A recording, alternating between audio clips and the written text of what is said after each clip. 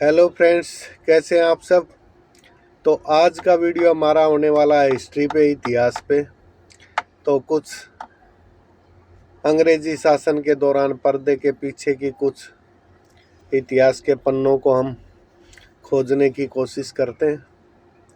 तो 1857 की क्रांति के बाद अंग्रेजों ने पूर्ण रूप से भारत पे कब्जा कर लिया था और फिर उन्होंने इतने बड़े देश को एक कैटेगराइज करने, कॉलोनियों में बांटने और उससे अपने देश का फ़ायदा कैसे लिया जा सके, इन सब लोगों को कैसे काम पे लगाया जाए, तो इसके बारे में बहुत बड़े बड़े अंग्रेजी साइंटिस्ट काम पे लग चुके थे।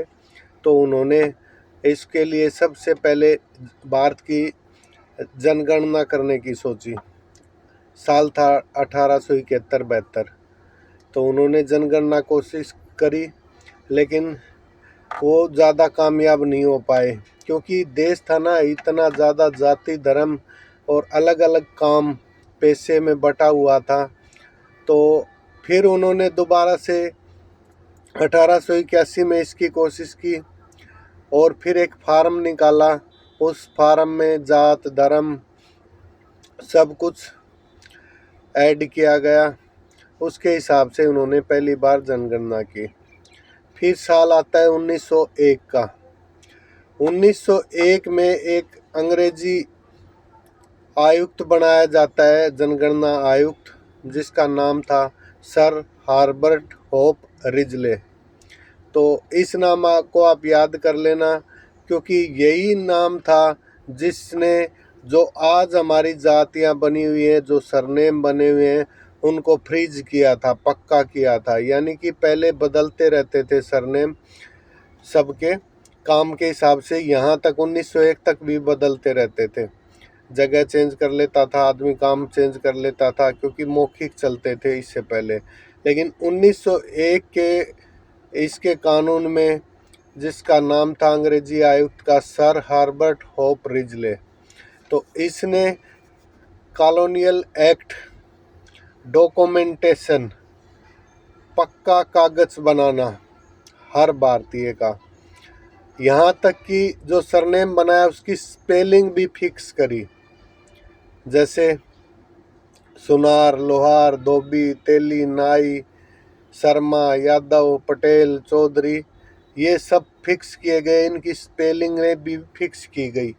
और ये सिर्फ जाति धर्म या काम के हिसाब से नहीं, उन्होंने इसमें साइंटिफिक तरीके भी लगाए, बायोलॉजिकल तरीके भी लगाए। आपकी नाक की चौड़ाई मापी गई, आपके सिर का साइज मापा गया, कि इन इन सब के हिसाब से साइंटिफिक तरीके से भी, क्योंकि कई जातियों की नाक एक जैसी थी, कई जातियों के सिर के साइज एक जैसे थे।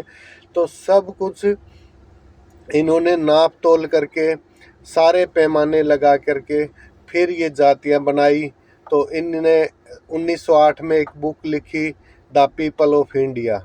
आप इस बुक को जाके पढ़ सकते हो। तो सोसाइटी में फिर इन्होंने हैसियत भी चेक करी कि किसका ओहदा ऊपर है, किसका नीचे है।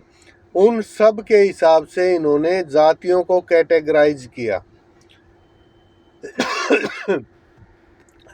तो ये नहीं है कि जातियां पहले नहीं थी, जातियां तो कई सौ साल पहले से हमारे देश में चली आ रही थी, लेकिन इस तरीके से पक्की फिक्स नहीं थी। तो ये फिक्स करने का, फ्रीज करने का काम हार्बर्ट होप रिजले ने किया। तो इसके बाद 1911 कई कम्युनिटी ने याचिका दायर करनी शुरू कर दी कि हम अपनी जाति चेंज करेंगे, हम अपना सरनेम चेंज करेंगे। अपनी पुरानी कुछ मनगढ़ंत कहानियाँ बनाई किसी ने कि हम उस वंश से हैं, हम उस वंश से हैं। कई लोगों ने धर्म परिवर्तन किए कि हम इसे, हमें इस कैटेगरी में नहीं रहना है, हम धर्म ही चेंज कर लेते हैं।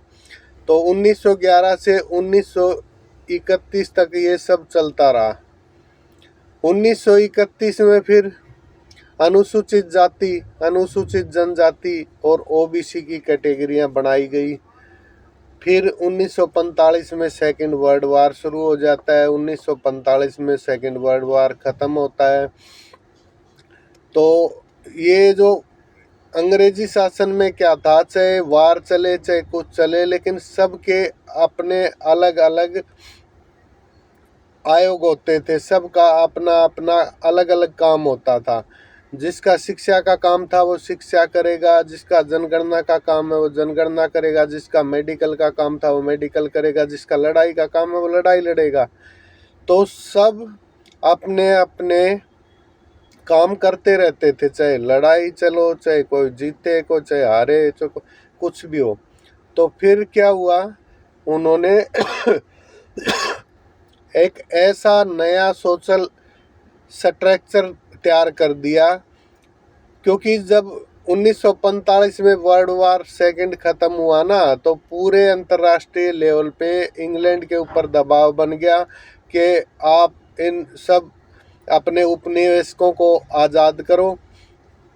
और इधर से भी कुछ स्वतंत्रता सेनानियों ने नाक में दम कर दिया अंग्रेज़ों के। तो दोनों बातें थी, हमारे स्वतंत्रता सेनानियों ने भी लड़ाई लड़ी और उधर से अंतर्राष्ट्रीय दबाव भी था। तो अंग्रेज़ों को पता चल चुका था कि अब ये देश तुम्हारे को छोड़ना पड़ेगा। तो उन्होंने ऐसा सोशल स्ट्रक्चर खड़ा कर दिया जो उनके आगे तक काम आए। क्योंकि जो उन्होंने ये सरनेम बनाया था ना, इस सरनेम का सीधा सीधा मतलब ये था कि सरनेम से कौन लो आईक्यू है और कौन हाई आईक्यू है। तो उनको लोअर हाई आईक्यू के हिसाब से सेट कर दिया था, क्योंकि उनको पता था कि इस देश में अभी तक हमने सारे बंधन बना के रखे हैं, यहाँ पे कोई आविष्कार नहीं हुआ है, कोई खोज नहीं हुई है, कोई रिसर्च सेंटर नहीं है। तो हम इनसे आगे हैं, हम अपना वहाँ रिसर्च करेंगे और यहाँ पे अपना प्रोडक्ट सेल करते रहेंगे, यहाँ से हम चीज़ें खरीदते रहेंगे। जैसे यहाँ पे क्या था, मसाले थे, चाय पत्ती थी, लोहा इस्पात था, तो ये यहाँ से लेते रहेंगे, इनको बदले में हम मशीनें बना के देते रहेंगे। तो मतलब एक प्रकार से हम आराम वाला काम करते रहेंगे और ये हार्ड वर्क वाला काम करते रहेंगे। तो अंग्रेज आगे तक कई सौ साल तक का अपना सिस्टम सेट करके चले गए थे। तो ये आप सोच रहे हो कि ये जातियाँ हज़ारों साल से चली आ रही हैं, तो चली तो हज़ारों साल से ही आ रही थी, लेकिन इस प्रकार से टाइट नहीं था, पूरा फिक्स नहीं था, फ्रिज नहीं था। ये सब 1901 में, आज से 125 साल पहले ये सिस्टम शुरू हुआ है। तो धन्यवाद दोस्तों, आज के वीडियो में मैं यही बताना चाहता था आपको। चाहे आप किसी भी जाति के हो, किसी भी धर्म के हो, तो भाई इसको फिक्स मत मानो। आप अपना काम करो, जिम्मेवारी के साथ इस देश के विकास में योगदान करो। तो सब अपना जितना आपका 8 घंटे 6 घंटे या जितना इस देश के लिए योगदान दे पाओ, तो सब अपना काम करो, इस देश के लिए ईमानदारी से काम करो। धन्यवाद दोस्तों, वीडियो अच्छा लगा हो तो लाइक करना, शेयर करना, मेरे चैनल को सब्सक्राइब करना।